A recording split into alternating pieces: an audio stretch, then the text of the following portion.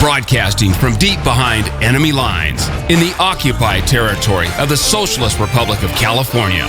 Your host, former California State Assemblyman and Governor candidate, Tim Donnelly. It's hard to know where to start today. You've got Turkey shooting down a Russian plane with an American anti-tank gun. This is going to create the kind of international tension that, of course, the Obama administration would probably like to blame on George W. Bush, but he can't because it's his own doing. The complete mishandling of Russia is about to get out of control. It's hard to believe the headlines. First of all, you have this fighter jet shot down because for a matter of seconds, according to the report, it veered across into Turkish airspace.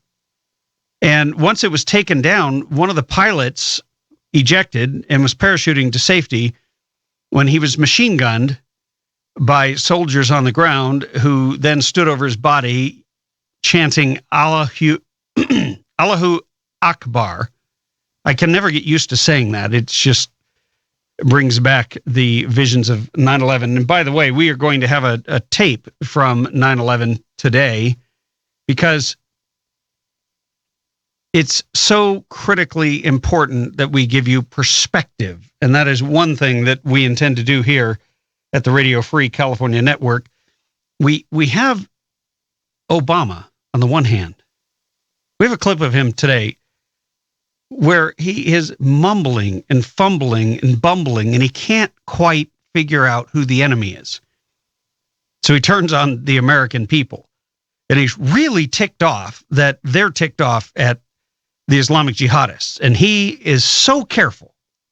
You got to remember, this is the guy who had the silver tongue, who was so smooth he could slice butter with his tongue. He was that good. And now he can't get through a 5-minute clip talking about a major event that he should know exactly how he feels about it. He shouldn't have to read from any script. He shouldn't have to be saying, but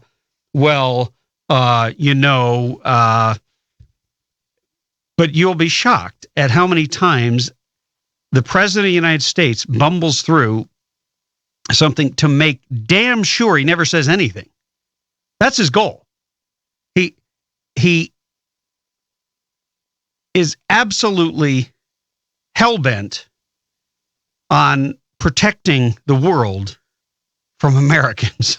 And of course, we brought you an American yesterday in Emily Longworth, whose video is up at timdonnellyshow.com. A number of you went there last night. I could see it on the stats and listen to it, and it was worth listening to. And it's worth repeating, and we will repeat it in the days and weeks to come to maintain some sort of perspective. Because if all you have to judge America by is Barack Obama, you're in trouble. Online, it's trending now. Words here. World War III is trending online as a result of that shot down fighter jet. And Obama, in typical fashion, has opened his mouth, and nobody really knows what exactly he means, not even himself. So it is going to be that kind of week here. But thank God we have a break for Thanksgiving. And don't forget, Friday, we're going to have a special musical guest, completely non-political, especially if you are stressed out and overwhelmed and you just want a break. You are going to love her music, and we're going to play you some of it prior to the... Well, we'll play you some of it on Friday. Let me just say that. It is fantastic music. Today, we've got an action-packed show. We've got Dr. A.W.R. Hawkins, Breitbart.com, reporter extraordinaire, talking about the gun control agenda, exposing the insanity of the left and their plans for you. That's coming up shortly, bottom of the hour. And then coming up in the 4 o'clock hour, we have Carla Marinucci, Politico's California Playbook editor. She is going to be talking about the latest developments in the presidential race. It's getting tighter and tighter in Iowa as you have a number of things starting to happen, including Donald Trump. Picture this. This may shock some of you, but I told you a long time ago, a long time ago in radio, what was that, a couple weeks ago, that Ted Cruz, Senator Ted Cruz from Texas, was sneaking up in the polls and sneaking up in the hearts and minds of Americans. And sure enough, he is now in a statistical dead heat with Donald Trump in the state of Iowa.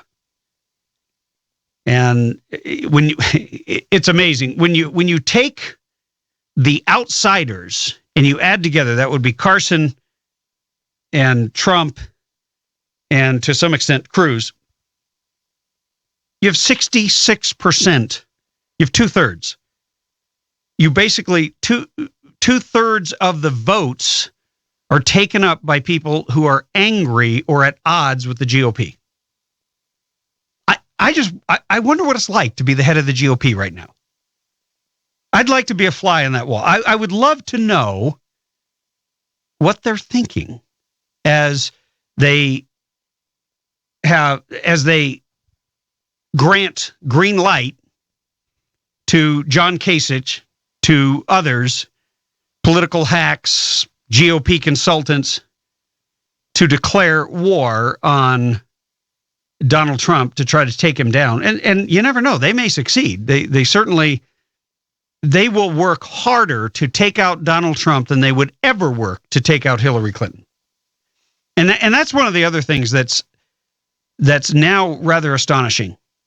Hillary Clinton would be beaten by, I believe it's six or eight of the GOP candidates, including Marco Rubio, Ted Cruz, Donald Trump, even, God forbid, Jeb Bush. But that tells you if Jeb Bush could beat Hillary Clinton, the Democrats have made a big mistake. Because I believe Carly Fiorina is in a dead tie with her. That's funny because for all the noise that has been made about wanting a female president, and hey, I got no problems with that as long as she's a good president, as long as she's somebody who will stand up for America, as long as she's somebody who is not going to increase the size and scope and infringement of government in my life, I got no problem with that. Hillary Clinton is not that woman. Now, Carly might be, but I don't think Carly has any chance of winning. She's continuing to plummet in the polls. But it seems like almost every major GOP candidate, did I forget to mention Chris Christie, beats Hillary Clinton. So no longer can the GOP establishment come in and say, well, Ted Cruz is unelectable or Donald Trump is unelectable. You know what? Really? I can tell you one thing. I can't speak for Ted Cruz and I can't speak for his campaign, but I can tell you that what I learned and what I've heard in my travels around the state, especially when I was spending a lot of time with Democrats, Donald Trump's the man.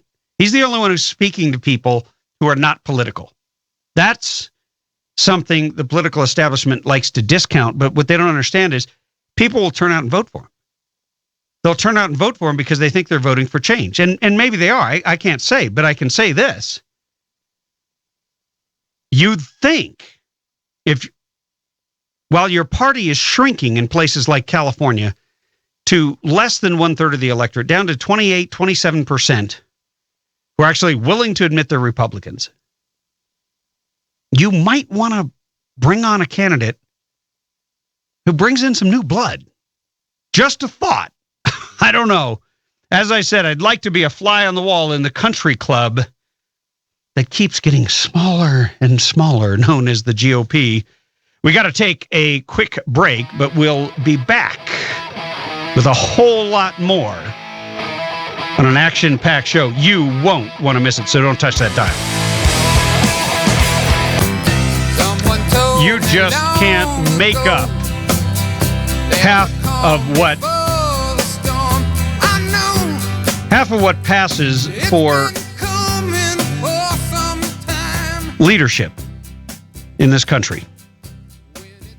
It is shocking to the extreme. I want to play you this clip of Barack Obama. It's clip number 3. And all he says is, you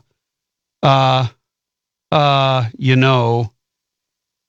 Listen to the President of the United States talking about the terrorist attacks that had taken place in Paris and then Mali.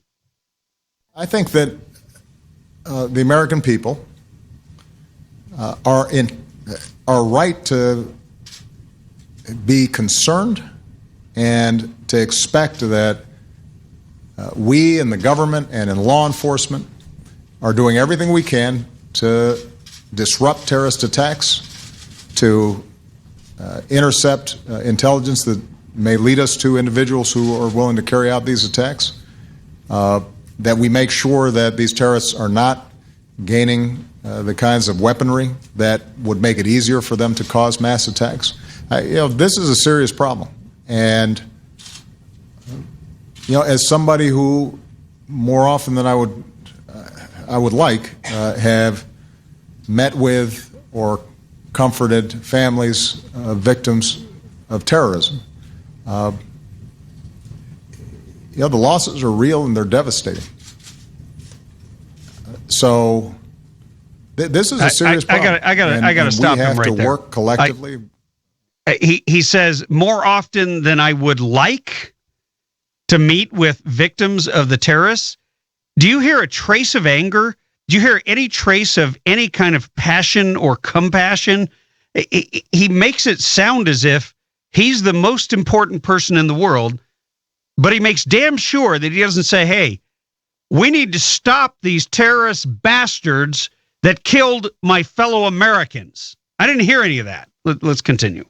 As we've been doing since I became president and since previous administrations identified the kinds of organized terrorist activity like Al-Qaeda that we've seen, we've got to do everything we can to stop it. But there's a difference between being vigilant and being concerned and taking this seriously and taking precautions and in some cases changing our security arrangements, as we've done, for example, in aviation.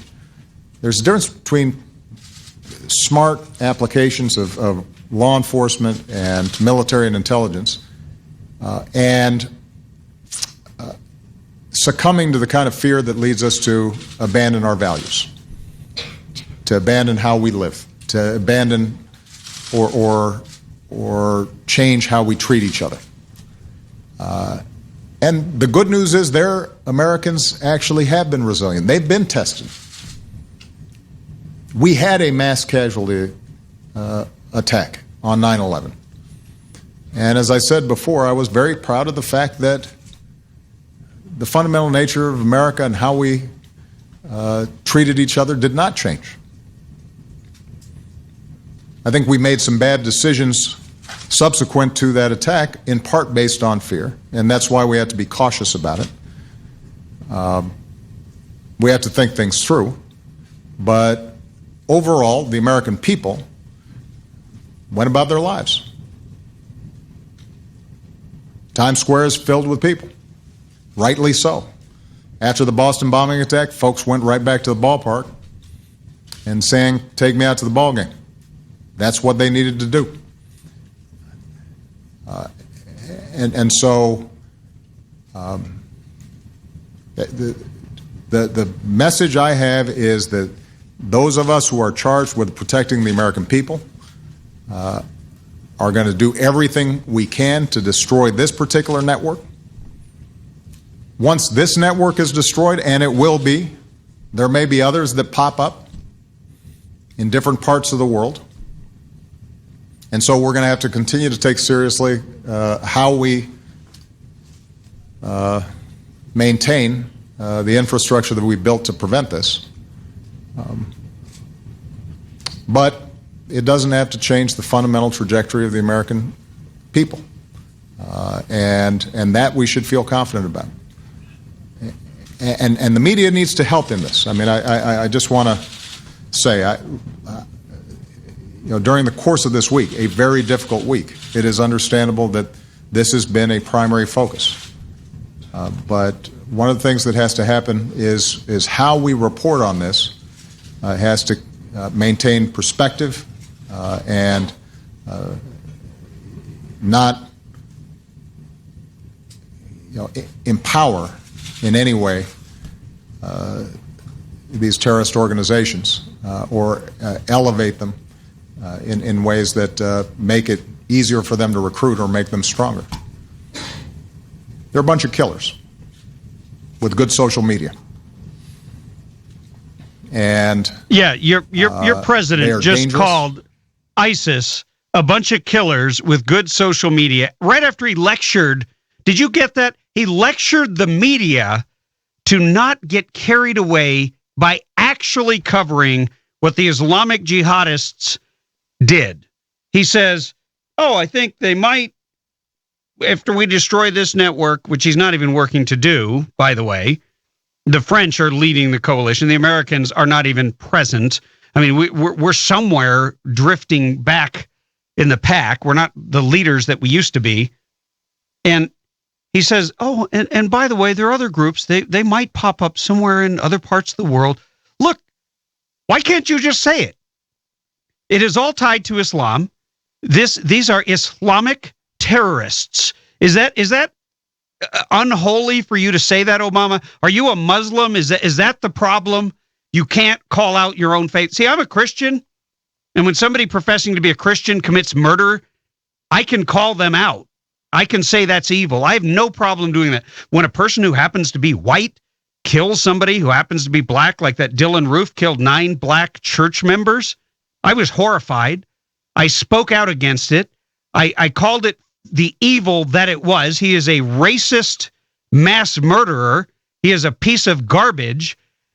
But no, you didn't tell the media then, oh, you guys should calm down and not go after the Confederate flag, not tar and feather every single white Southern male as if somehow they all think alike and they're all racist and they all worship at the altar of racism or the whatever it is for you. You never asked for any kind of consideration or perspective. You were bloodthirsty. You were throwing down when Ferguson was about to erupt.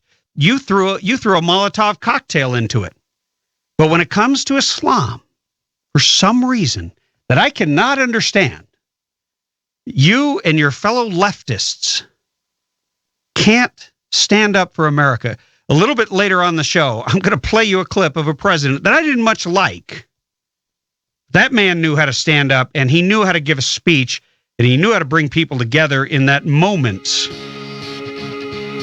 The way Obama fails every single time. Dr. A.W.R. Hawkins coming right up when we come back. Hey, if you're just tuning in, you're just in time here at the Radio Free California Network. I am Tim Donnelly, your host, former California State Assemblyman and radio governor here in the state of California. And we have on the Radio Free California Newsmaker line none other than Dr. A.W.R. Hawkins, who is a massive favorite here at the show. Dr. Hawkins, welcome back. Hey, Tim, great to be with you. It is wonderful to have you back. And you have been hot on the trail as a military historian, as someone who is an expert on the Second Amendment, and someone who has done copious research on the lies the media tells and the laziness with which anything having to do with guns is reported, because there's an agenda and there's a narrative that must be supported and respected at all times. And that narrative, unfortunately, is not the truth. But you have been out there exposing it. Today, we have Josh Earnest at the White House press secretary, saying the most important discussion we can have to protect America and to protect the world from ISIS is to take away guns from Americans, and you should be talking about that over Thanksgiving. Right. Yeah, I mean, it's embarrassing. It's as embarrassing as it is ridiculous. You're right. And what they want to do, they want to force the Republicans to bow down and allow the no-fly list to be added to expanded background checks. If you back up 2 weeks before that, what did they want? They wanted to get rid of the loophole, the Charleston loophole. If you back up before that, what did they want to get rid of? The Chattanooga loophole. I mean, every week it's something new. But right now, post-Paris, instead of dealing with the fact that gun control was on full display and it failed miserably, instead of dealing with that, they want to push for more gun control now, and that includes trying to put the heat on Republicans so they'll buckle. They're not going to buckle, and they've already not buckled, but they want to put in the no-fly list just as a way to expand background checks. It's ludicrous. The no-fly list is imprecise. It doesn't work. If it worked, that'd be one thing. It doesn't work. And so this is all a ludicrous push trying to shame people into giving up their constitutional rights. Yeah, and I'm surprised I'm not on the no-fly list.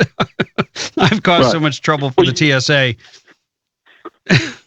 You know, I covered last year, the Huffington Post had a piece. It was in July of 2014.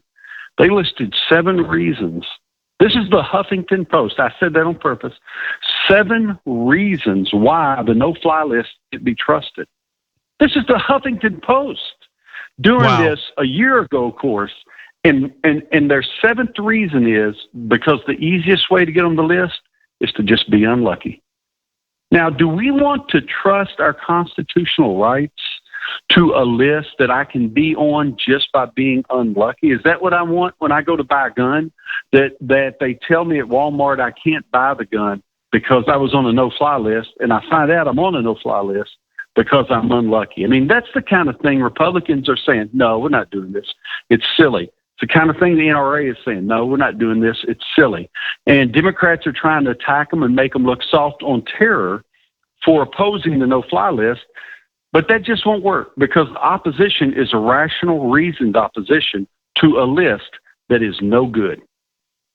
Well, it's like the arms prohibited person list here in California.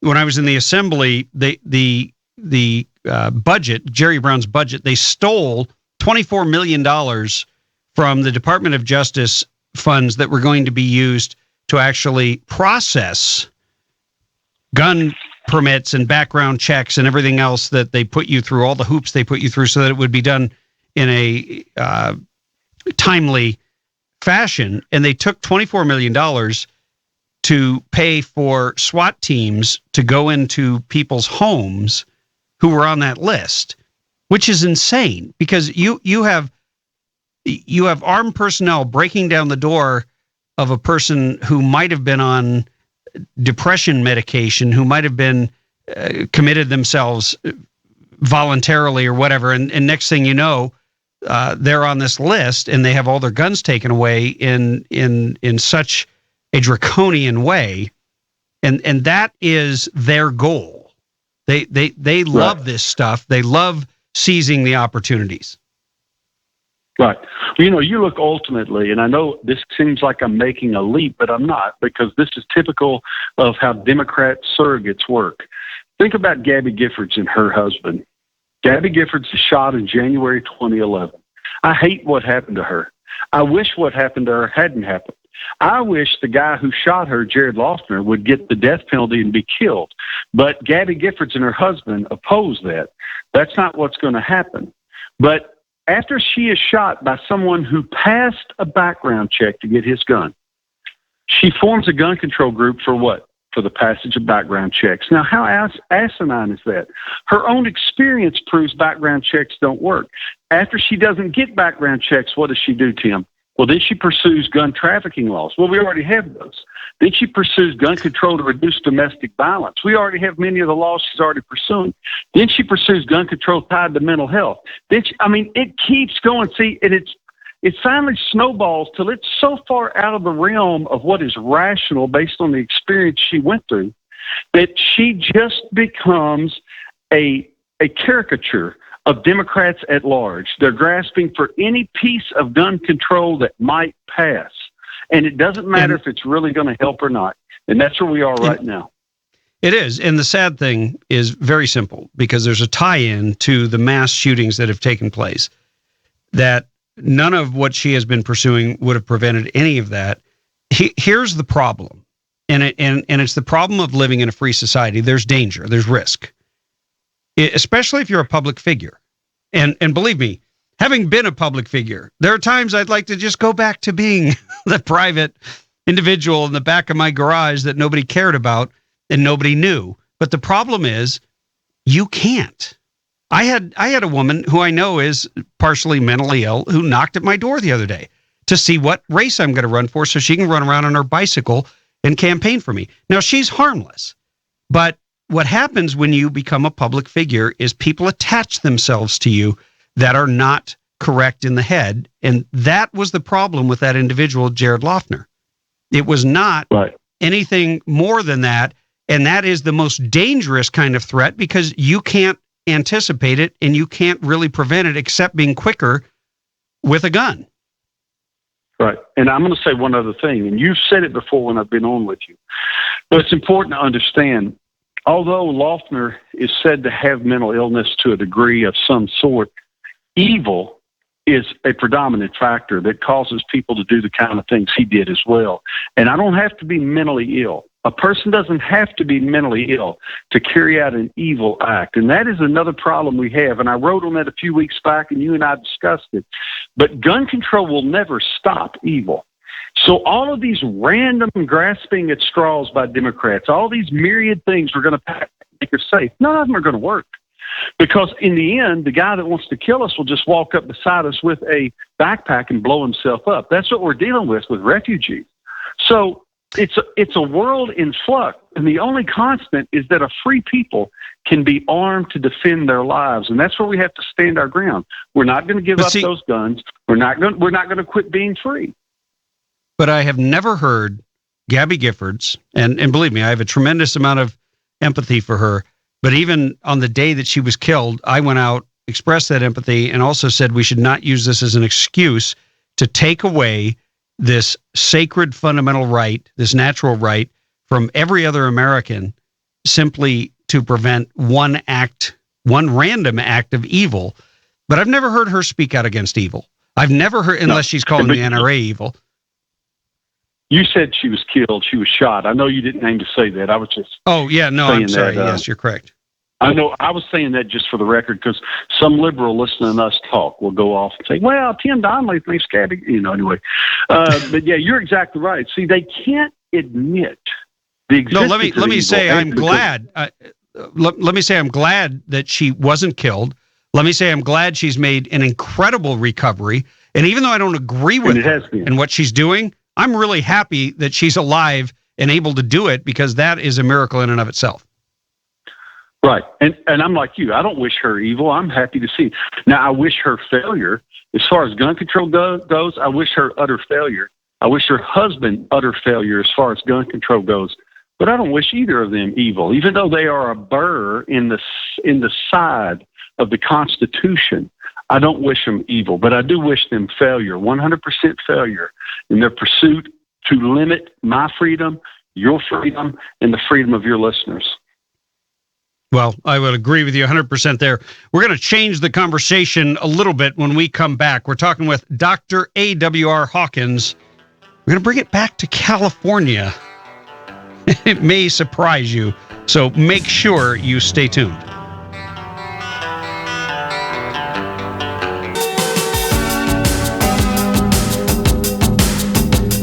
Hey, welcome back. You need to go to timdonnellyshow.com, click on the link, and you will see the latest, one of the latest articles by Dr. A.W.R. Hawkins.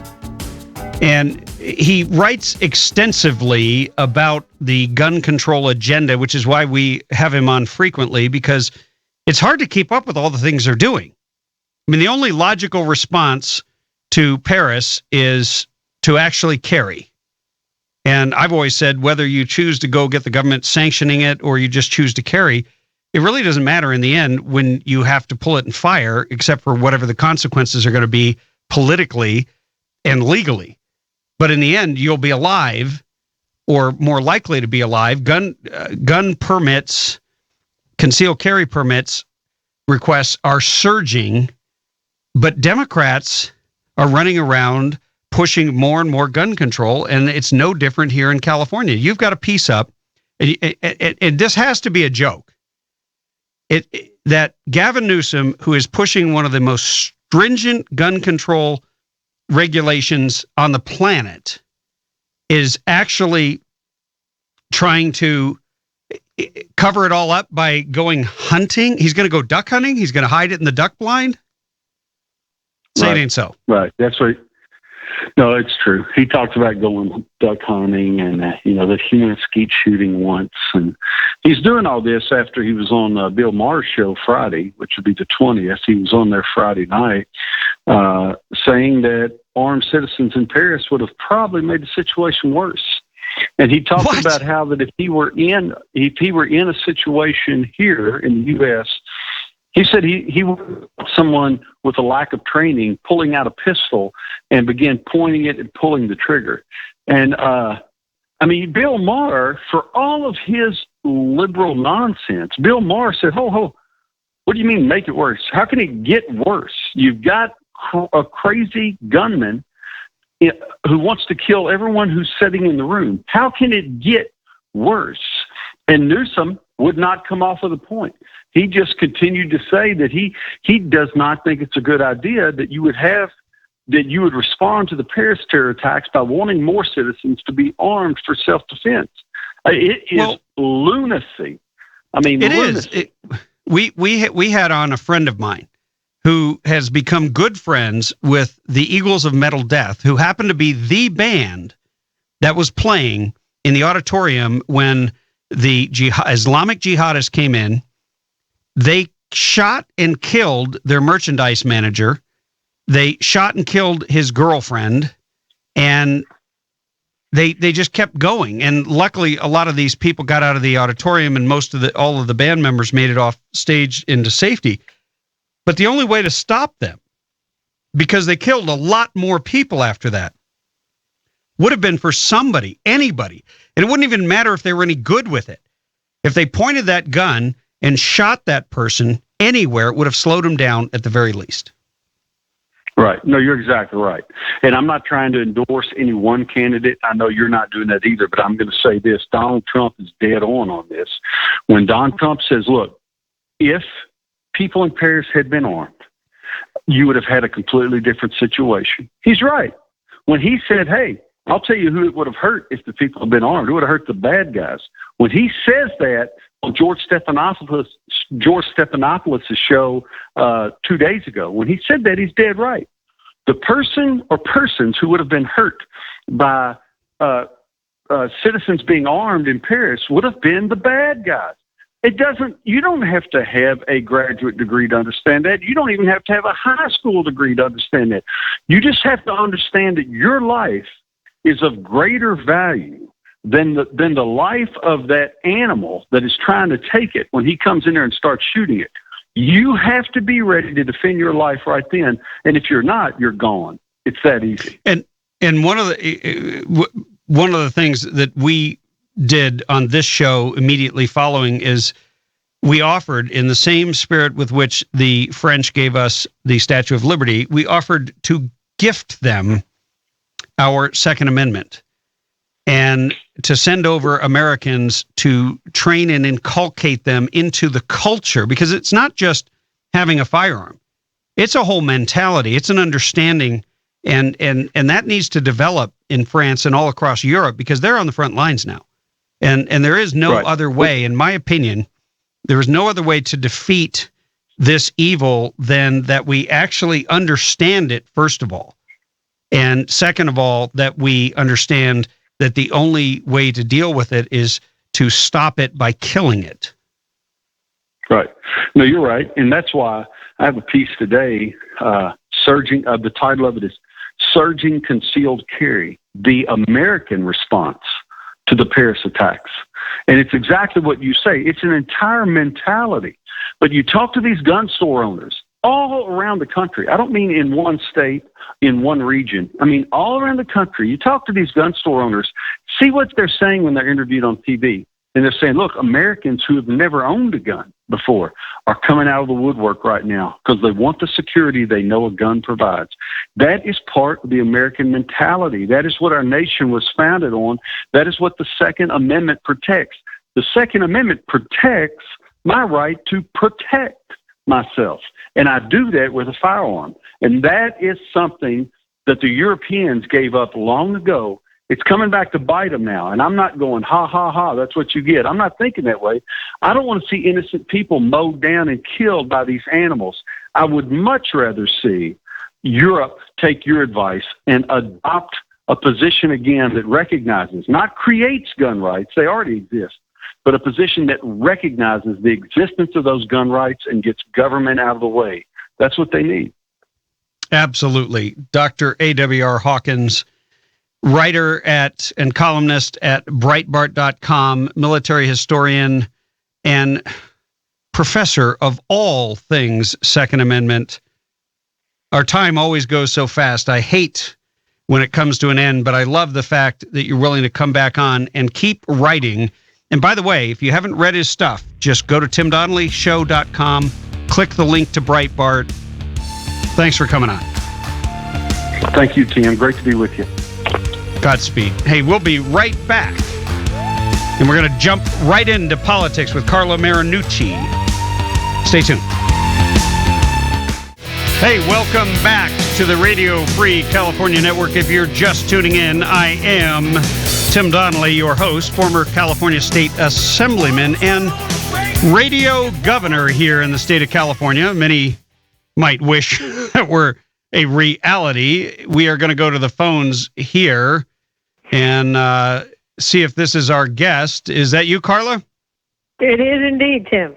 This is Carla Marinucci, who used to be the senior political editor at San Francisco Chronicle. I got so used to saying that I had it down pat. Now I have to say she is the top dog at California Playbook, which you can find at Politico. You've just basically moved from the old school newspaper to the online digital world. Look at you. That's right. We moved to Politico.com. That's your online stuff for politics. That's what we like to Hey, say. wait, So, yes, I got to tell you, I've been quoting more and more from Politico and some other online sources because they're doing some good reporting. They're edgy stuff. It's timely, and you guys are doing some great work. I want to get into this. Thank you. Donald Trump and Ted Cruz in a virtual statistical dead heat in Iowa. Say it ain't so. I mean, what do you make of this?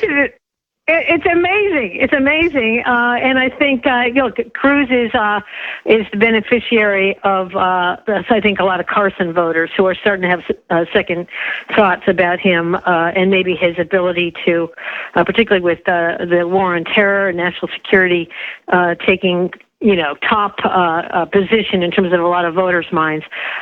Someone who has some experience and who talks tough and who seems to know some of the issues in more depth, I think, as Ted Cruz does. Whether or not you agree with him, the fact is he is poised to really pick up some of those Carson voters, and he hasn't dissed Donald Trump. So I think he's maybe poised to pick up some of those voters too. If Trump, fails, as we in the media keep saying he's going to, but he doesn't, Tim. So, I mean, this could go on for a while. Who knows? I know. What here's the crazy thing. There is being behind the reporter curtain, as it were, you know there's a great deal of antipathy toward Senator Ted Cruz, way more than Donald Trump. It is. There's just something that reporters don't like about him, and yet look at what he's done. When he took on the media in that debate, he had the backs of all of his colleagues, which is really smart. It's more clever than half, because when it comes to it, a lot of people are going to drop out, right? So you got to pick up their voters. He seems to be cleaning up.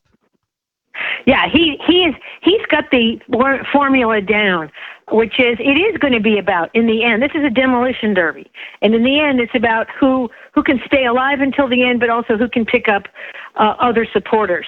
And Ted Cruz looks to be really strategic in looking at that, and you're absolutely right. He was very strategic in making the media the target. That CNBC debate, I personally don't agree with Ted Cruz on a lot of stuff, but I had to agree with him that the moderators were horrible in that debate, and he went right at it and turned on the media, and that was very successful strategy for him.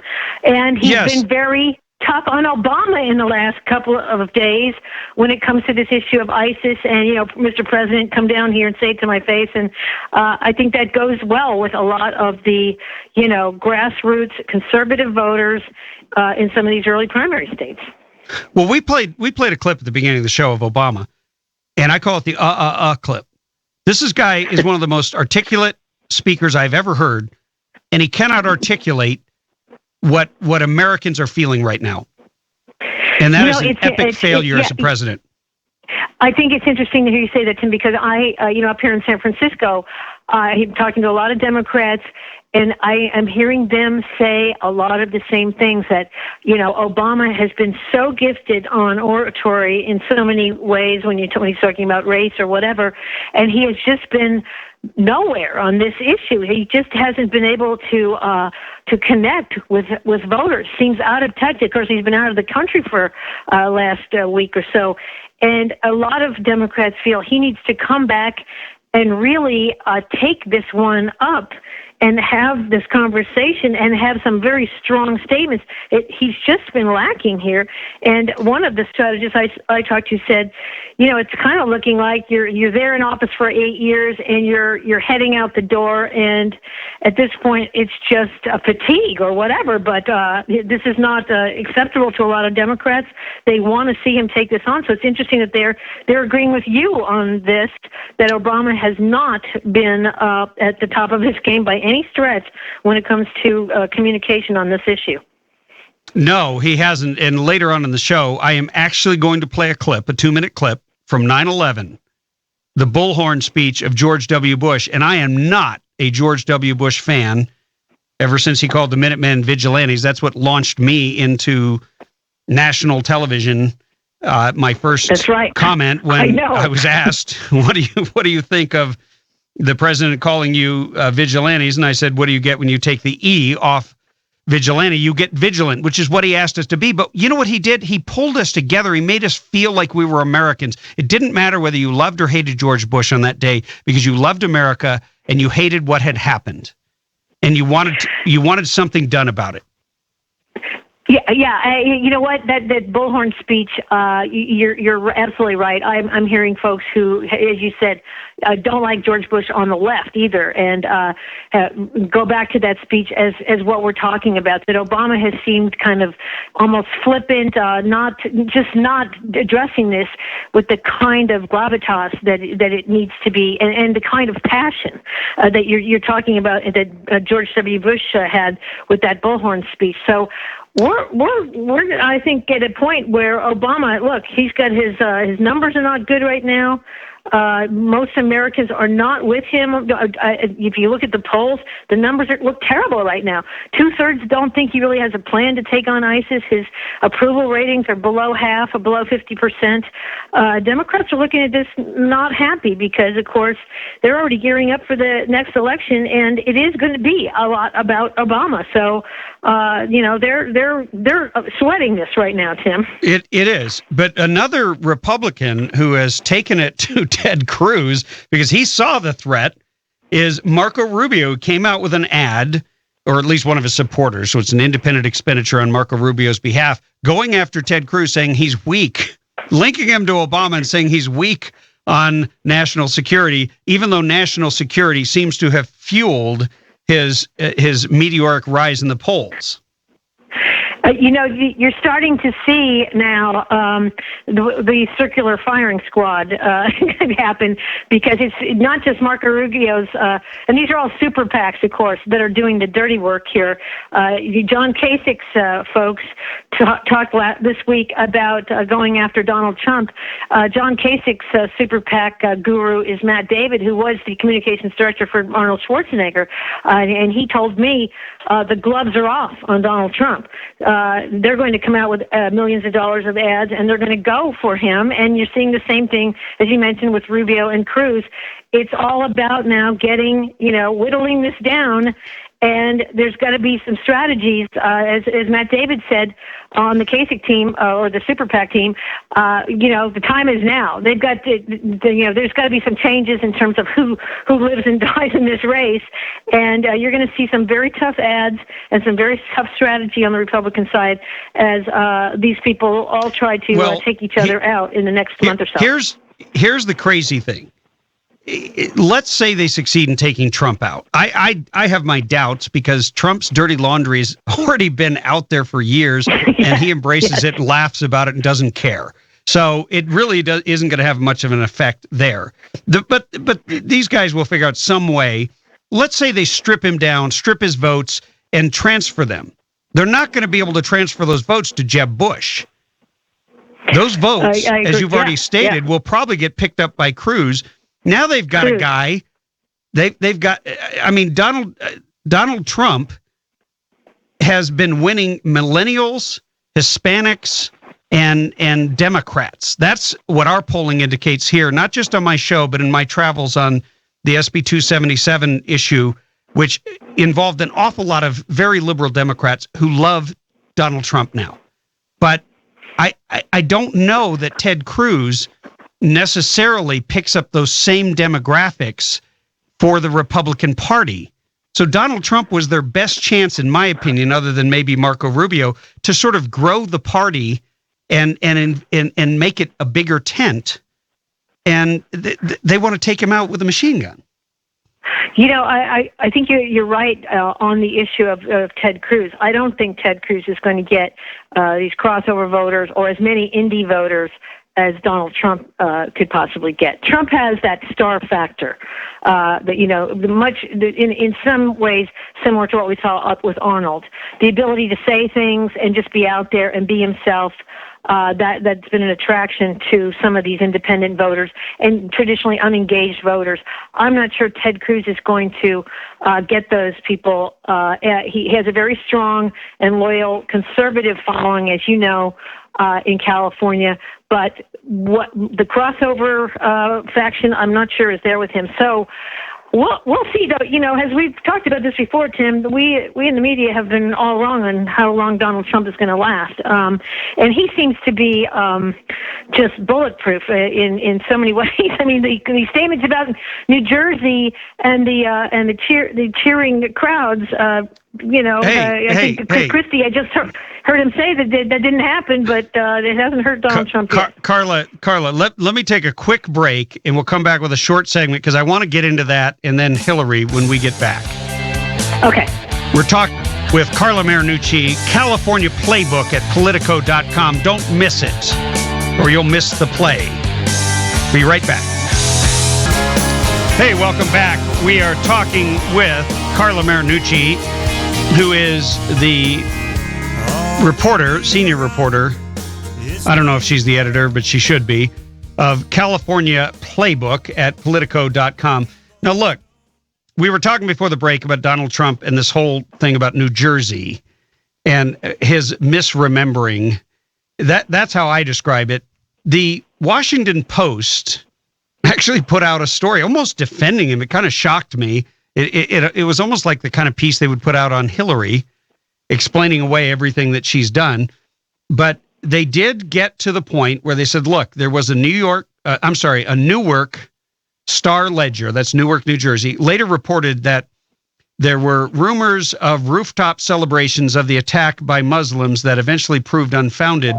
But the newspapers, including the Washington Post, had stated that police had detained some people in northern New Jersey who were allegedly partying on rooftops and watching the mayhem in New York.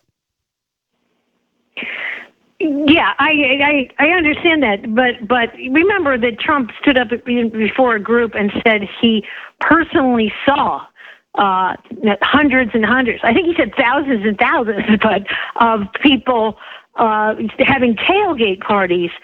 That is way different. And I just heard Chris Christie being interviewed on Fox News and said he doesn't remember anything like that. And he was right there. The fact is that, look, people can misremember things, but this has been a sort of an issue in Trump's campaign. He does overstep the bounds. He overstates things. He exaggerates, and he's given to hyperbole. Yes, and he gets away with it. That frankly, as you have been a candidate, would you have gotten away with that during your campaign? I don't think so. So we don't even need to go there. Yeah, okay, yeah. I rest my case, Tim. That's all I'm saying. Yeah. But this, as I looked down the sidebar, reading the Washington Post, they had two stories, two headlines. One was, why does Donald Trump get away with lying all the time? And the second one was the Donald Trump running a largely factless 2016 campaign. And I thought, what would really impress me? I have no problem with them doing that as long as they can back it up. But what would have impressed me would have been if there were a headline just below it, the lies Hillary's told, and the same thing. Because here's what's happening with the American people, and you know this because I want to move on to Hillary. Now you've got almost every candidate, every serious candidate, beating Hillary on the GOP side. You've got Ted Cruz beating her. You've got Donald Trump beating her. You've almost got Carly Fiorina beating her, and she's been taking a beating. You're absolutely right. Clinton is trailing Trump in Ohio. She's trailing him in Colorado. The Democrats have got to be a little nervous because, this is way out, and these are national polls, and a lot of people say, well, these don't matter that much. But the fact is, there is an issue with the enthusiasm gap for Hillary, the millennials, some of the younger women, the negative view of Hillary. And in states like Iowa, New Hampshire, South Carolina, he is leading her in every one of those states. And in the Fox General polls, all the Republicans are leading Hillary in a head-to-head. That is the issue I think the Democrats are looking at. And there a really good story on Real Clear Politics. They talked about how the Republican strategy to get to the White House. And even though a lot of the pundits out there suggest, hey, the Democrats have a leg up because of Latino voters, women, and millennials. That's the same coalition that won for Obama. The fact is that a lot of voters in these groups are not as enthusiastic for Hillary, not as motivated to come out. And, these elections in the end are all about choices, and it will be about who the Republicans put up against Hillary, because it will be Hillary. But I think that a lot of Democrats have got to be looking at this and shaking their heads and sweating when they're looking at some of these polls, how she's not leading, she's not leading against Carson. She's not leading against Trump in some of these key early states. In Ohio, for instance, and that is a state the Republicans have got to win if they want to win the White House, she's behind, Trump and every other Republican candidate. So, they've got to worry about the Hillary enthusiasm gap, no question. I grew up for a long time in Michigan. I hate Ohio, but we were close to Ohio, and I can tell you that the issues are very similar, and it's jobs. And Trump, if it's Trump as the candidate, he will blow Hillary away on clear talk on the jobs message, and if he sticks to that, and sort of stays the way he is with a little bit of polish and maybe some charm, you never know. It could be a blowout, because usually Democrats are beating the Republican candidate at this point, and that usually lasts right up until the election. Yeah, I mean, that's why this one is fascinating. And as you said, it is about jobs, but now I also think national security has become a first-tier issue. And this is where, so much depends, Tim, on what happens between now and the election. We don't know what's going to happen here domestically. Is there going to be some kind of attack? How will that change the, Americans' view of this race? There's a lot of unknowns, but the fact is, when it comes to Hillary Clinton, she doesn't have the passion yet, or at least yet, of a lot of Democratic voters who they need to come out if the Democrats are going to win the White House. Well, and I think I would wonder if Obamacare would be a millstone around her neck or anyone's neck as a Democrat if they support it, because a lot of Democrats have been hurt by it, working Democrats and business owners. I think gun control, they've gone too far. And that's another crossover issue. And then the illegal immigration. So you just take those, forget about the latest with national security and Islamic jihadism, because the Democrats lose on that one as well. But those are some major crossover issues where I think a lot of Americans are having second thoughts. Yeah, all of those issues are issues obviously the Democrats think they have the upper hand on too. And, you could argue at their side of it as well. But absolutely, Tim, this is going to be interesting. And if it comes down to Trump and Hillary at the end, look, as a media person, I want to see that debate. That's all I can say. Well, you and I are going to be covering it. Hey, that's all the time we have. Carla, thank you for coming on. Carla Marinucci, California Playbook, Politico.com. Always good to be with you, Tim. And can't wait to have you back. We'll keep following this race, but we will be right back with your calls when we return. Someday you'll pay the price, I know. Exactly. That describes President Obama's response. He's cold as ice. And we're going to play you a clip. We're going to give you a comparison between a guy who is reading from a script he doesn't even see. It's like he's just saying what he knows he's supposed to say, but he really wants to lecture the American people on their odious response. He hates people like that wonderful Emily Longworth, who posted up that Facebook post that's probably got 10 million views by now. I haven't looked today, but it was 8.5 million yesterday.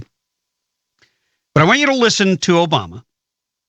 And then I want you to listen to so you have a far left president. And I want you to listen to the far right, George W. Bush, hated by the left and hated by many. But you will hear a clear difference, because one of them sounds like a leader and the other one sounds like a reader. Here we go. As Americans, we all have a role to play in how we respond to threats. Groups like ISIL cannot defeat us on the battlefield, so they try to terrorize us at home, against soft targets, against civilians, against innocent people. Even as we're vigilant, we cannot and we will not succumb to fear. Nor can we allow fear to divide us, for that's how terrorists win. We cannot give them the victory of changing how we go about living our lives. The good news is Americans are resilient.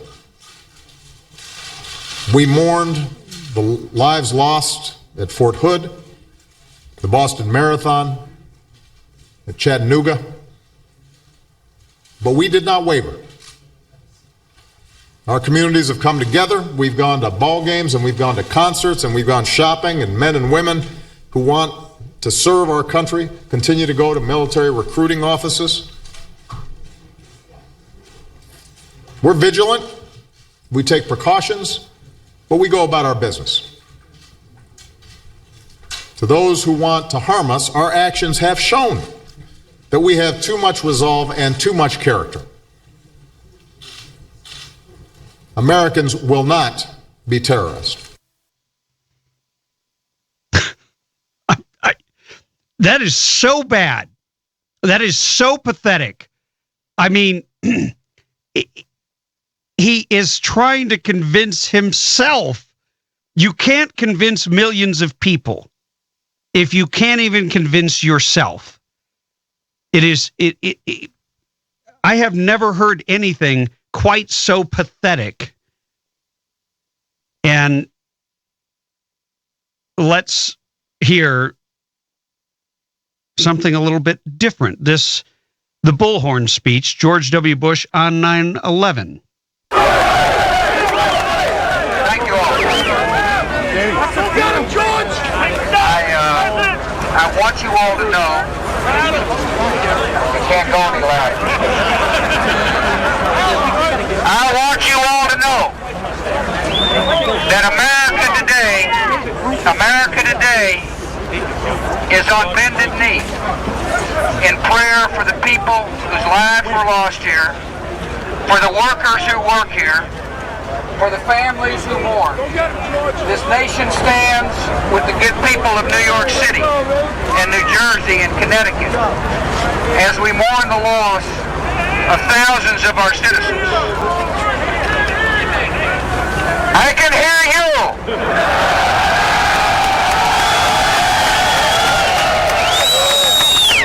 I can hear you. The rest of the world hears you. And the people who knock these buildings down will hear all of us soon.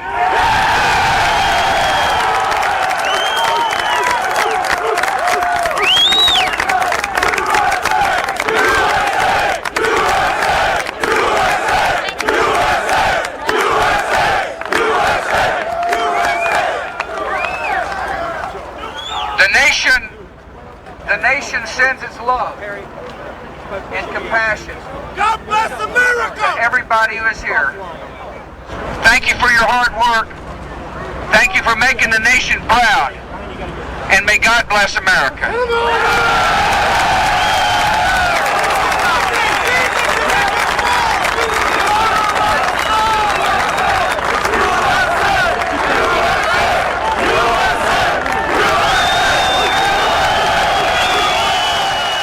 So that was a president that I had a very hard time with because of his flip-flopping on illegal immigration. He became the amnesty wannabe president.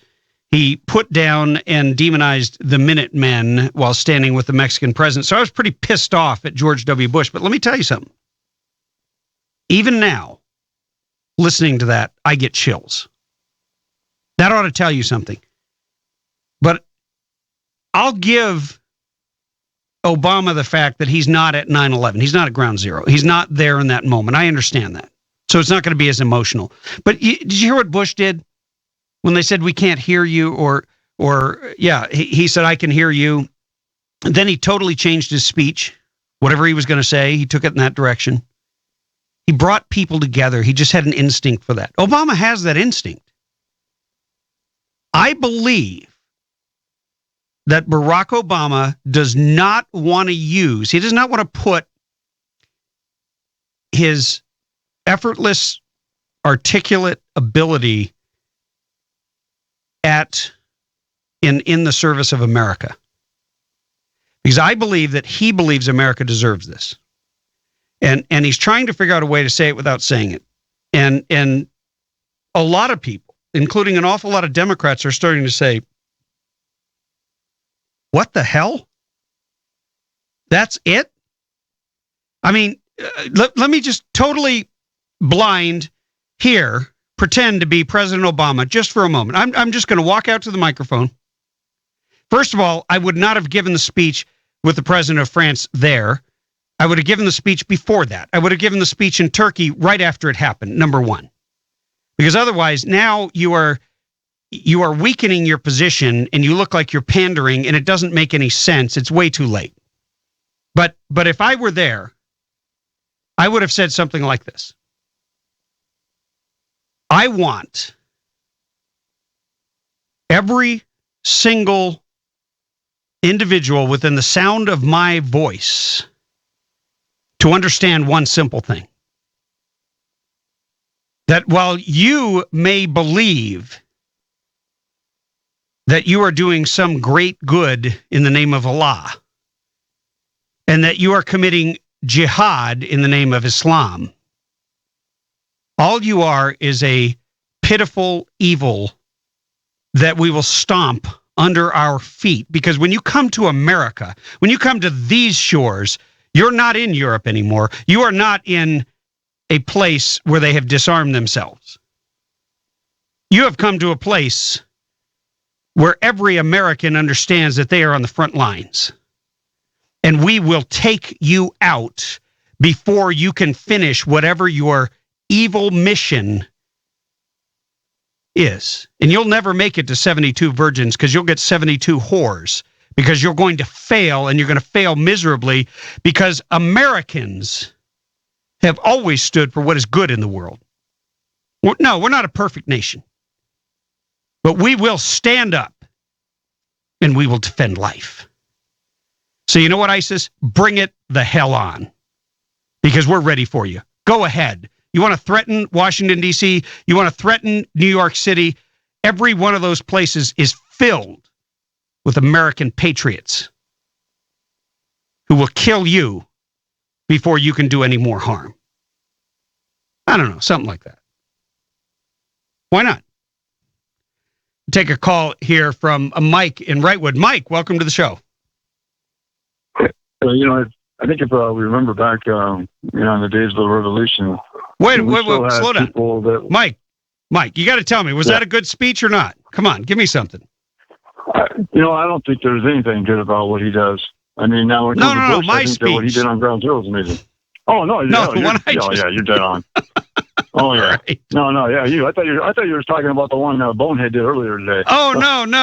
I gave a new one. I just wanted to get some feedback here. Oh no, that's right. And actually I agree 100% what you're saying, and that's where why actually I was calling on this, because it's there was a time when we had people that were still loyal to the Brits, but the people that wanted the Americans stood up and went against them, and it's where we're getting to be now. We're now in a spot where we got a weak government that doesn't want to protect us, just like Britain decided they wanted to stop protecting us, and it's time for us to have to take care of business on our own. And people. Well, Ronald Reagan said something that was so insightful. He said, "We are a nation that has a government, and that separates us from almost all the other nations on earth, because in the rest of the countries, the government is the nation in a sense, and the fact that we can stand up and we can rail against our government and that's considered to be completely acceptable and, as a matter of fact, expected, and we can pressure them into doing the right thing most of the time. We are a special place." Well, that's the thing, though. I mean, it's, we're able to do things like on 9/11, the stuff that we did, based on, what happened and how the country came together, and you couldn't buy a flag anywhere. Nobody cared what you were, who you were. You're an American. Everybody stood together. And it's just, I really, hate to see that, we're getting to that point where the only way this country is going to do that under this president is if something like that happens again, because that's what it's going to take, and that's sad. I mean, I'm hoping this next election we can get somebody that's just going to start saying, the Olympics matter again. The American pride matters. And part of that is being strong, because nobody picks on the bullies. We don't need to go out there and kill everybody and kick everybody's butt. We're strong enough and we're good enough. And, for years and all the wars we've had, there's always been times when the other enemies have had better stuff. Germany had better tanks, but we still kicked their butt. Russia had some great aircrafts, but we had better pilots. We're Americans and we're better at everything we do, no matter what we have. And now we have even better technology than everybody else.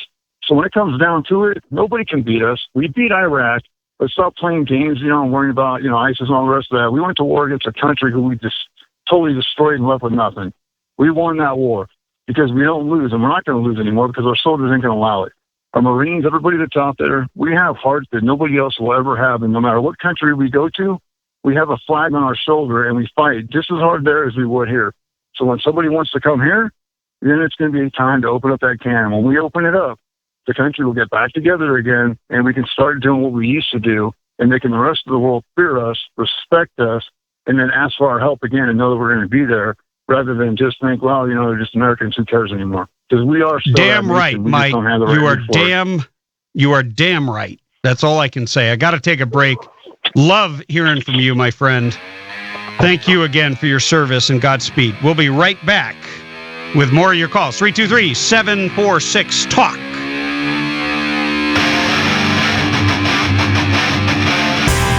It is striking how different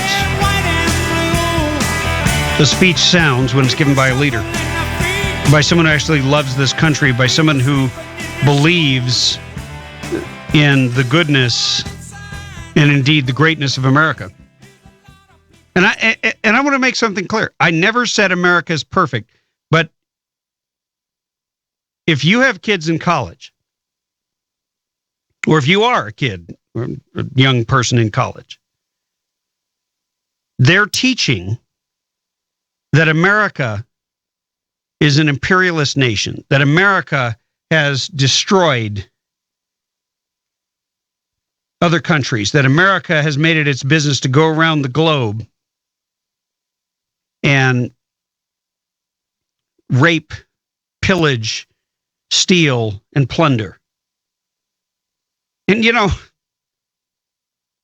there's only one problem with that entire theory. America had the advantage right after World War II. We had the nuclear bomb. We could have annihilated the rest of the world. We could have just rolled in with our nuclear bomb and said, hey, look, we're going to take all your oil. We're going to take all your natural resources. We're going to take all your coal. We're going to take all your whatever it is. We're here to rape, plunder, and pillage. So for all of those, especially students who might be going to college and listening to professors rant and rave about the colonialist America, tell me when we colonized anyone, and tell me we were colonies, by the way. Kind of hard to be imperialist colonists when we were, in fact, had to fight for our own independence. But it just doesn't make any sense because there's no facts to back it up. It's a narrative. It's an opinion. And it's a very dangerous one because when you convince enough people that America is an evil place, that America is not an exceptional nation, not a special nation, not a gifted nation on the face of the earth, and I would say the greatest nation on the face of the earth, then people will accept anything. They'll accept a Barack Obama. I mean, my God, if I were one of the news anchors and it was my job to cover his speech, I would react just like that. I would say, my God, how pathetic. We deserve a better president. We deserve a leader. I don't care if he's a Republican or a Democrat. Get me a freaking American, please. Are there any Americans back there? Hello? I mean, Joe Biden would have given a better speech. At least Joe might have popped off about our enemy. He might have talked about evil. Barack Obama never mentions the nature of evil. And if you cannot identify and call out the truth about the evil that you're facing, if you cannot alert the nation to the danger, if you cannot bring people together and get them to understand that tough days lie ahead and that we will be attacked, mark my words, we will be attacked. It's not that these people are too stupid. It's that they don't care.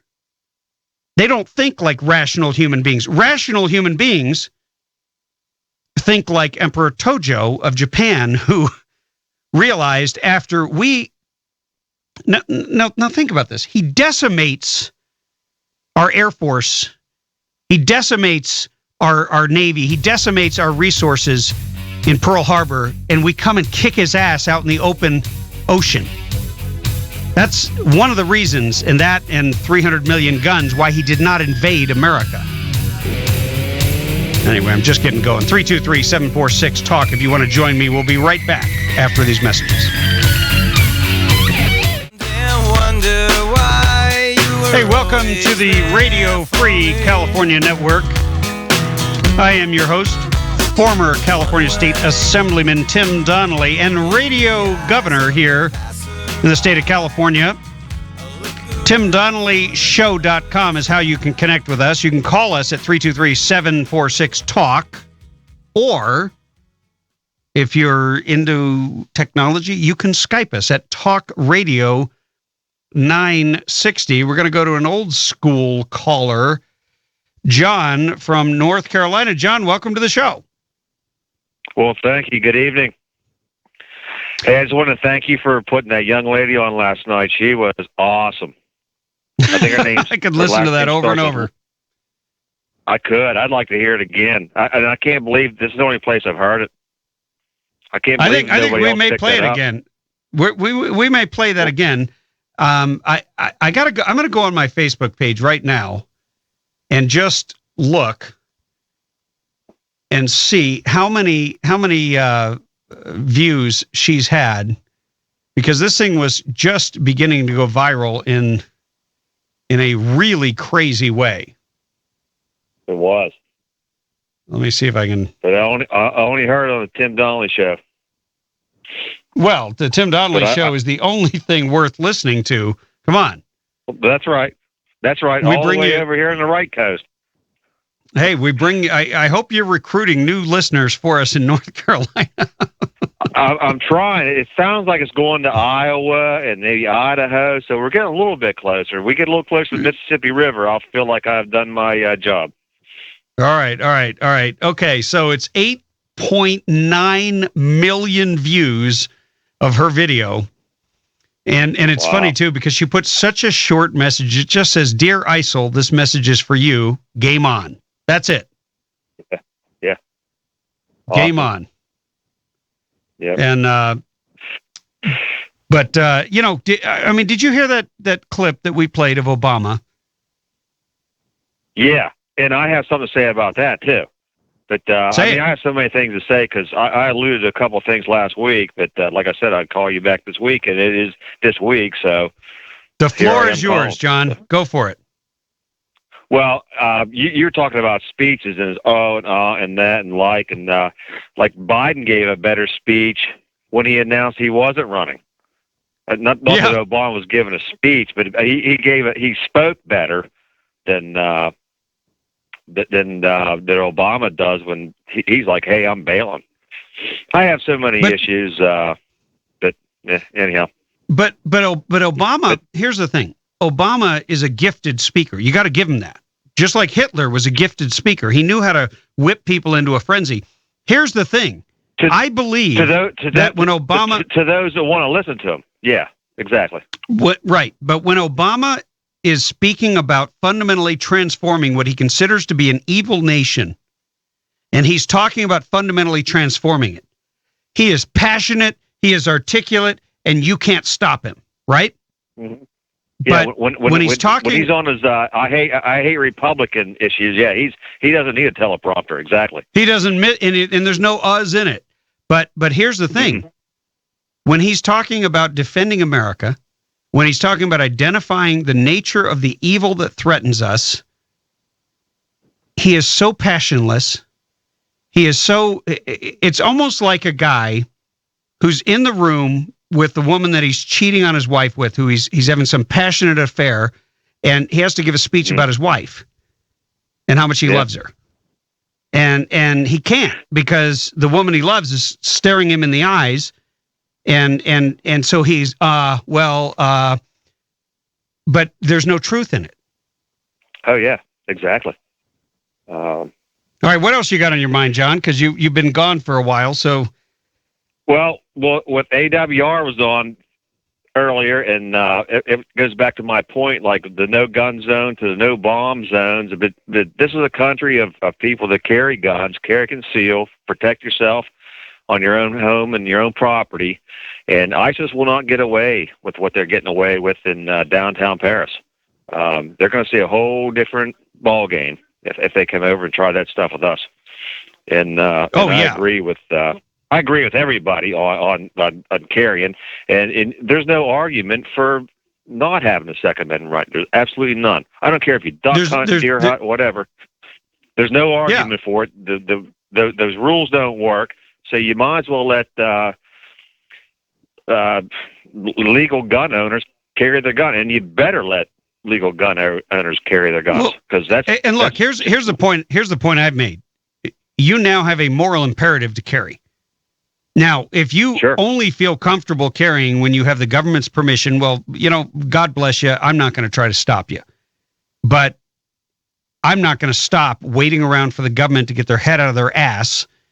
I'm recommending to all my listeners that actually give a damn about this country. If you don't own a gun you can carry, you need to go to Turner's, because they support this show. And, of course, they're the greatest gun store ever, because they have like 18 locations in Southern California. Mention my name, get a discount, and go to a range. You'll find somebody who will train you. Yeah.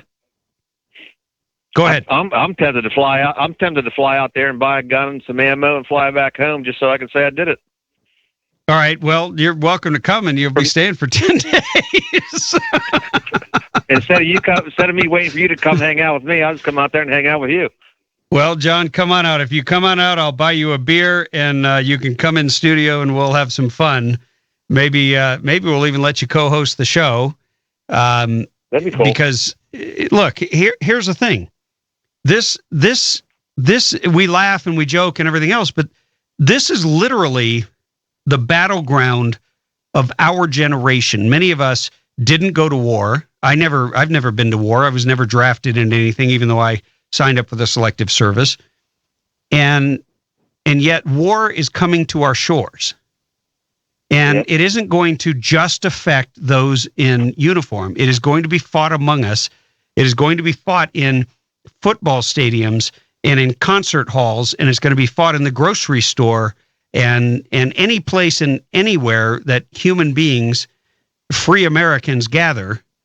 They're going to come after us, and they're going to try their evil. And I say, we send back as many body bags as we can, or maybe we don't send them back. Maybe we wrap them in bacon and burn them or bury them in unmarked graves so they never find their 72 whores. Yeah, exactly. I agree 100% with you. Obama is a dud, and I can't wait for another. I hate wishing my life away, but one more year and then he's gone, and that's all. No, we're not going to wish our life away. We're going to prepare. Yeah, we're going to prepare because it doesn't matter who the president is. We are going to be faced with this enemy, and we Americans are equal to the task. We're more than equal to the task. We just need someone once in a while to remind us of that. And this bozo in the White House ain't the guy to do it. He just doesn't he doesn't care about this country. And you can't inject a love of America in a zombie. He's that's what he is. He's the zombie president. Yeah. Whatever. Yeah. Well, I agree 100%. Yeah. Well, John, in your honor, when we come back from this break, we're going to play our friend Emily Longworth from Colorado, just because you asked. All right, cool. John, thanks for your call. And you and your family and all the listeners have a wonderful Thanksgiving holiday. Same to you, my friend. Godspeed. 323-746-TALK. Whatever you do, just don't go anywhere until I tell you. God bless the USA.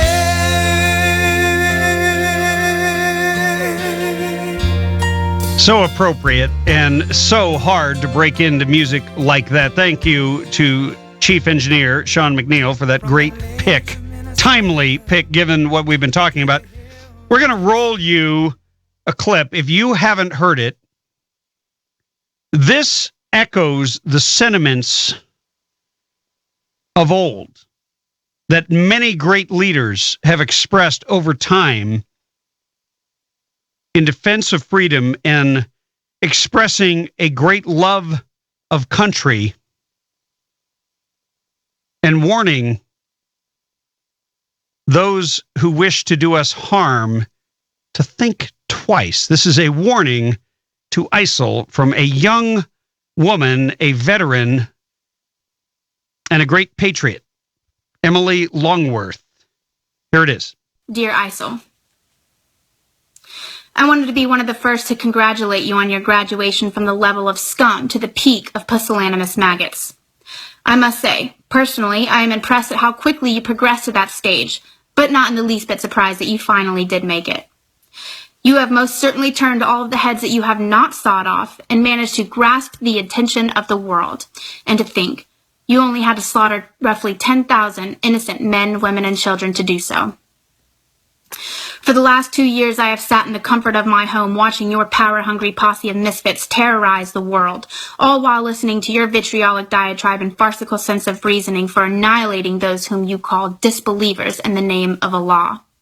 It is my understanding, after having educated myself on the foundation of your brutality and the origin of your beliefs, that you will stop at nothing until you accomplish everything. Everything being what your God says is everything, not you. You were once quoted by saying, "We fear not the swarms of planes, nor ballistic missiles, nor drones, nor satellites, nor battleships, nor weapons of mass destruction. How could we fear them, while Allah the Exalted has said, if Allah should aid you, no one can overcome you." And just like that, you consider yourselves invincible. Isn't it fascinating how religion works? We, being those who participate in the idea of believing in an intangible entity, become the judge, jury, and executioner to those who do not believe as we do, all in the name of that very being. I'm a bit ambivalent to this concept, as I am a Christian and do not condone your tactics at praising your God, but it was not too long ago that Christians did the very same thing in the name of ours. So this, coupled with your sadistic slaying of thousands, is why you have graduated to a level worthy of the attention you have received by those whom you wish to destroy. Some call it a war on terrorism, others a war on religion, some even call it a war on power and politics. Americans, however, those of us who do not follow blindly and do not fall to our knees in the wake of fear and Islamic extremism, call this a war on life. And if there's one thing I know about my country, it's that her people do not take kindly to those attempting to end it. You see, we have a set of values in this country: pride, honor, integrity. And for years now, we have allowed our leaders to define those values and dictate when we use them and how. I'm sure it will come as no surprise to you that those same leaders are now the individuals who have polished and defined America's bark, but have yet to brush the dust back off her bite. They have sat idly by, twiddling their thumbs and tightening the chains around the necks of my countrymen when they snarl at the taste of Islamic blood. They have implemented rules of engagement so as to spare the destruction and annihilation of those whom you stand aside. They have coddled our enemies and nurtured their foundation, all while telling my people to stand down and remain silent.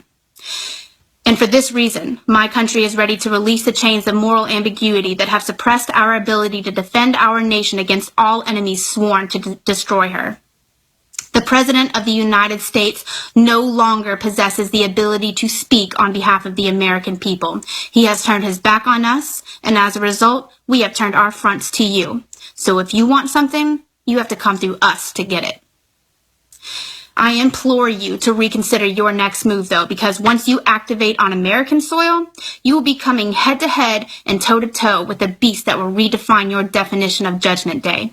And the last thing you will see before your 72 virgins is the face of an American that validated your one-way ticket to the show. Make no mistake about it, America does not fear ISIL. We have been waiting for the opportunity that you have presented at our feet like the gullible little puppies that you are, biting the ankles of someone much bigger than they. You prey on those that do not stand a chance against you. You hide behind your masks and stand behind those you execute like sheepish cowards, beating your chest and chanting death to America. You are not invincible to this nation's thirst for blood of our enemies just because your God says you are. You are not indestructible from the shrapnel of our honor and liberty just because your God says you are. You are not impenetrable to the blade of our country's sword just because your God says that you are. You will need a lot more than his words to protect you from a war on American soil, because when it comes to life or death in these United States, we don't play by the rules of the government. The United States of America will not bow to radical Islam, and we will not be backed into a corner by the hands of our enemy. Keep that in mind when you knock on our door, because you cannot possibly begin to fathom what is waiting for you on the other side. Quote for you from my father. ISIS members, every one of you is a pig-eating son of a whore. F*** you, your mother, your prophet, and that offspring of a pig you call Allah. Am I being too vague? End quote. John in North Carolina, that was for you and for everyone. I mean, just think about the way that young woman talked and compare that to the sitting president of the United States, who kept saying, it was like he was trying to stop himself from lecturing Americans. He's pissed off. He's disappointed. He's angry at Americans who finally understand that the only way that we're going to stop ISIS or Al-Qaeda or Hezbollah or whatever the name they're going by today, the only way we're going to stop the Islamic Jihad is to kill them, is to cut off their heads, as it were. See, we don't actually use those ancient tools. We're not the machete type. We're more a 45 with hollow points to the head. That gets the job done. It's very efficient and it's very humane.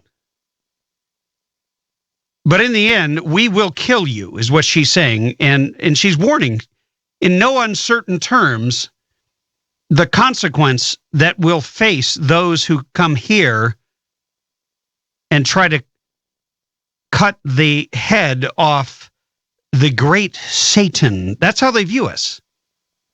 They see us as the great Satan. They see us as the greatest evil force on the face of the earth. They will stop at nothing. They don't care whether they kill women, children, infants.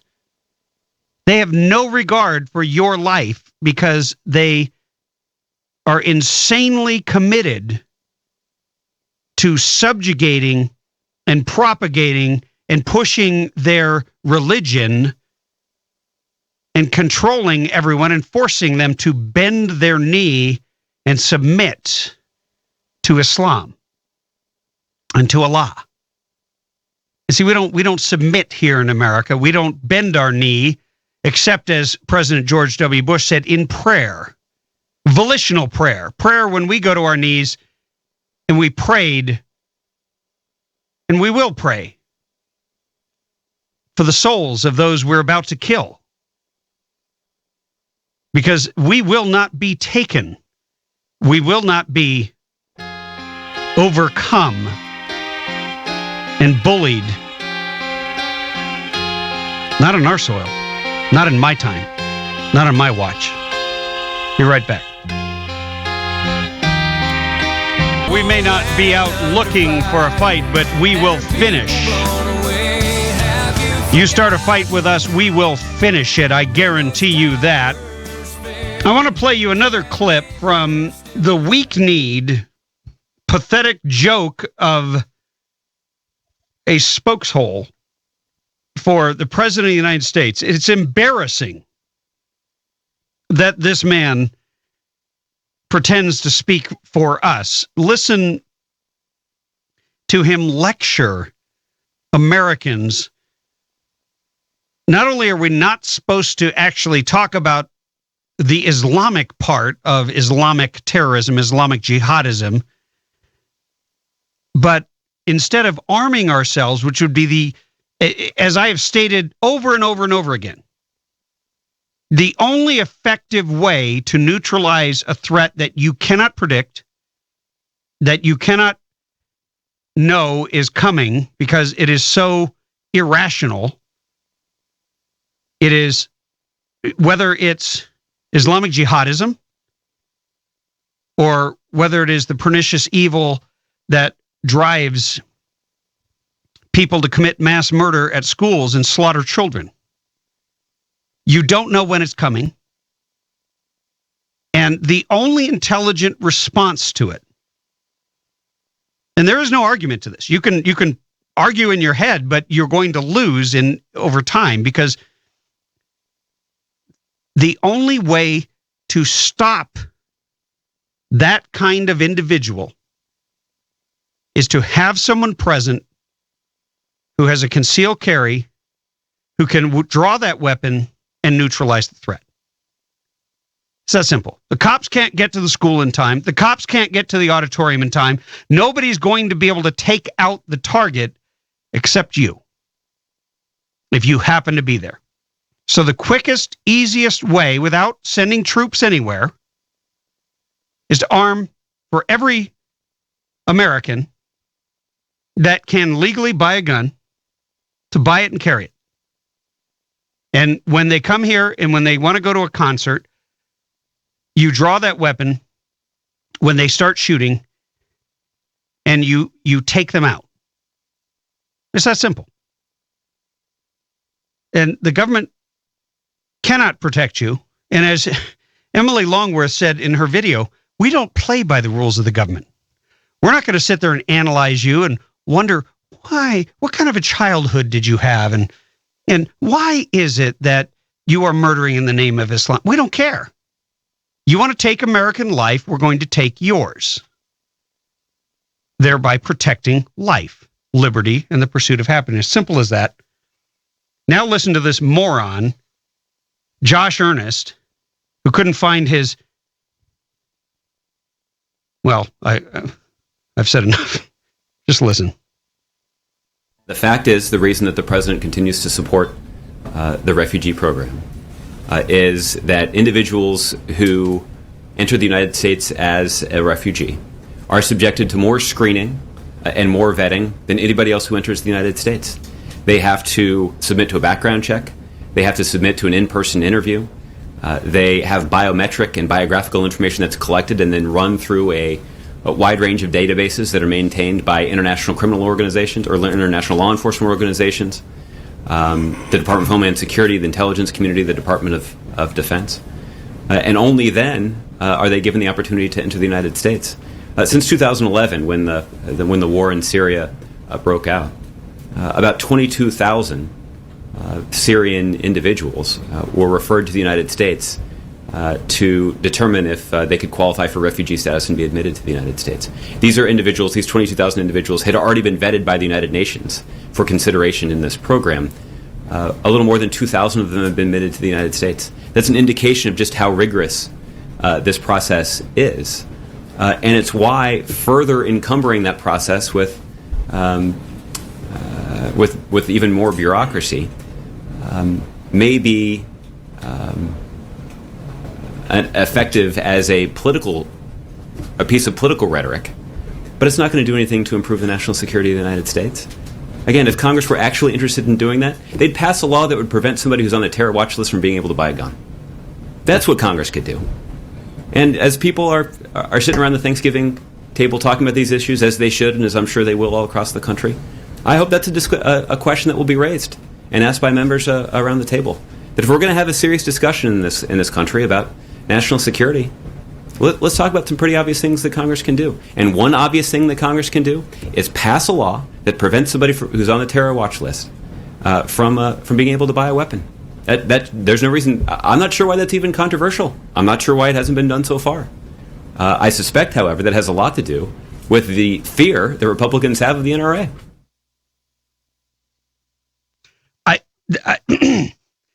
I was taking notes as Josh Earnest was pontificating. So first of all, toward the end of his speech, he says, encumbering the process with more bureaucracy is basically good politics for Republicans who want to be anti-refugee, but it isn't going to improve the process. Now, this from a man who in the next breath says we need to encumber Americans with more bureaucracy in order to exercise their natural, fundamental, God-given right to defend their own lives. We have no problem screwing up your life, adding more stupid bureaucracy to your life, but God forbid we do that to the Islamic Muslims that want to come here as refugees, some of whom they're finding right now. There's another headline out. They've already discovered 15 more terrorists among the refugees. I'm sorry. I don't want to take that chance. I'm not willing to sacrifice American lives. He never even talks about American lives. And by the way, he talks about how they're going to have a background check. He says it breathlessly as if these are the most vetted people we've ever let into the country. Newsflash, Josh. A background check cannot detect evil in the heart of man. A background check, additional vetting, cannot detect evil in the heart of a man. And by the way, the more Muslims that you bring in here who have any sort of grudge or any sort of reason at any point to have a grudge, and believe me, when they get on one of our university campuses, there'll be lots and lots of leftist professors who will plant all kinds of hate in their minds, and they'll be easier and easier to radicalize. That's what happened in France 5 years ago. The population of Muslims stuck together. They were outcast. They were ostracized, and they began to radicalize. And the groups, whether it's ISIS or Hezbollah or any of these other groups with all these different names, all Islamic, by the way, every single one of them. So, right there, that's the problem I have. You want to give me more and more and more background checks. You want to restrict me from being able to defend my life. Meanwhile, you want to bring in refugees from countries that are fertile ground for ISIS. They're fertile ground for Islamic jihadists. They're fertile ground for people with a 14th century grudge against Christians. And this is largely a Christian nation, even though there are those who would dispute that. But we're seen that way. We are seen as the great Satan. We are the unbelievers, according to the purist Islamists. They don't have religious tolerance. They don't believe in any of that. They do not ascribe to religious freedom the way we do in this country. And they are willing to accept a theocratic rule. Another grave concern. But the bottom line is we don't need them. They need to come here. We don't need them to come here. And I don't have any grudge against them. I just don't want to put my fellow Americans at risk. Simple as that, especially when I have a president who refuses to acknowledge the nature of the evil. And if he refuses to acknowledge it, he will refuse to fight it. And that is what he has done. And in his pathetic speeches, he stated, well, we've been fighting this and my policies, and we've been at it a year. And you know what? If there's any evidence of America fighting ISIS, I would like to see it, because last time I checked, it was everybody else in the world. The Russians are out there fighting.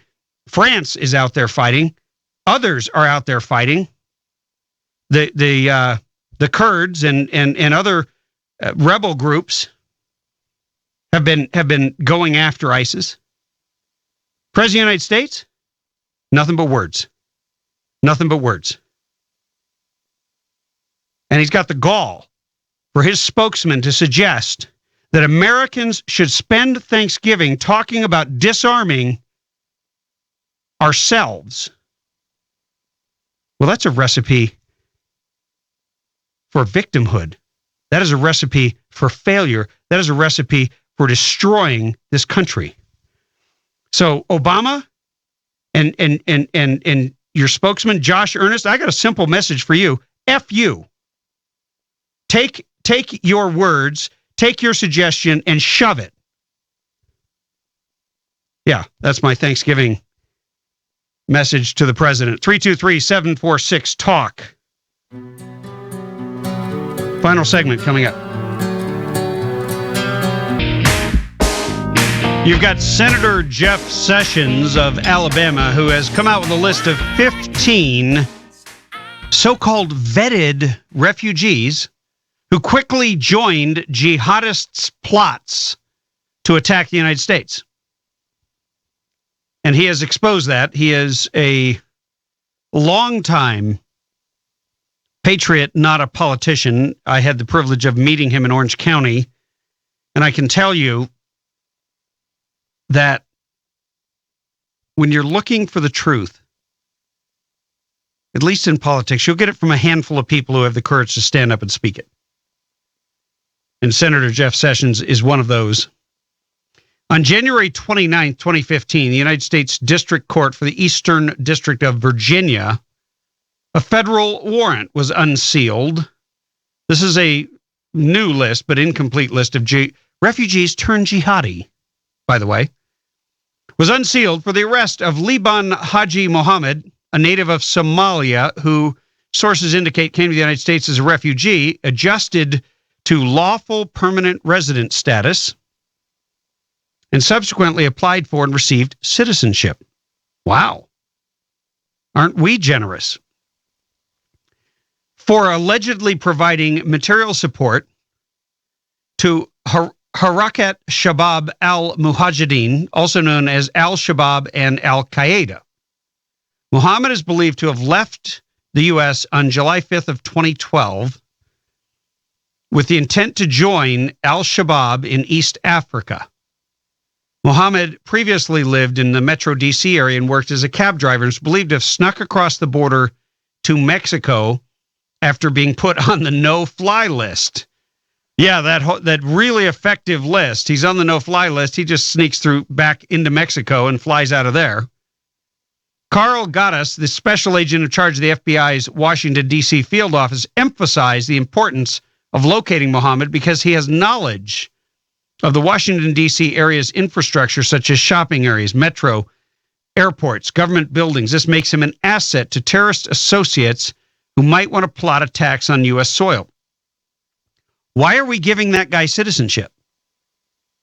This is the whole point. You have people come here. You cannot, it's not like we do a background check for suicide bombers.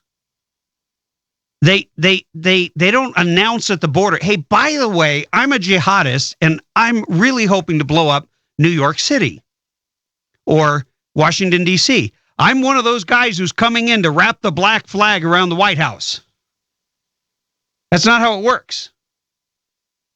They come in and they say, oh, I've had such a hard life and it's been so tough. And of course, you have all these bureaucrats whose job it is to feel sorry for them because the more refugees come through, the more secure their job is. And of course, they're all innocent. They're all wonderful. You know what? When people come from a region of the world that has sworn death to America, when they come from a region of the world where the predominant religion has zealots within it, and it empowers those zealots to kill my people. Yeah, I said that. My people. I don't mean white people. I mean Americans. When your religion gives you license to kill me and my people, I don't want you here. And unless you see the so-called moderate or secular Muslims rise up and do a 1,000,000-man march to Washington, D.C., and start demanding that the jihadists stop their evil, I don't think Americans are going to change their minds. And that's on them. It's not my problem. My problem is to stay alive and keep my people alive. And I'm going after my government to get them out of my way so that we can be armed and we can be mentally prepared and understand what's at stake. Because I'm not going to change the way I live my life. I'm not going to stop going out in public. To hear last night on the local Los Angeles news, some moron from Department of Homeland Security, one of the worst spokesmen I've ever heard, say, well, it's important over Thanksgiving for you not to gather in crowds. You know what? Screw that. Go do your job. Go find the damn terrorists. Get off television. You suck at it. And let me defend my family. Stop trying to keep me from owning as many guns as I want that can contain as many bullets as I want, so that when the jihadists come in with their AK-47s with 30-round clips, yeah, that's illegal in California. Well, so is murder. Man, I'm going to have to really work to get in the Thanksgiving mood here. I'm really fired up. This just infuriates me. The stupidity of my government, who is infringing on my natural rights and the rights of my countrymen to defend life, liberty, and the pursuit of happiness. Thank you to Sean McNeil, Chief Engineer, all of our sponsors, and of course, you. God bless you, and Godspeed. Tim Donnelly Show, out.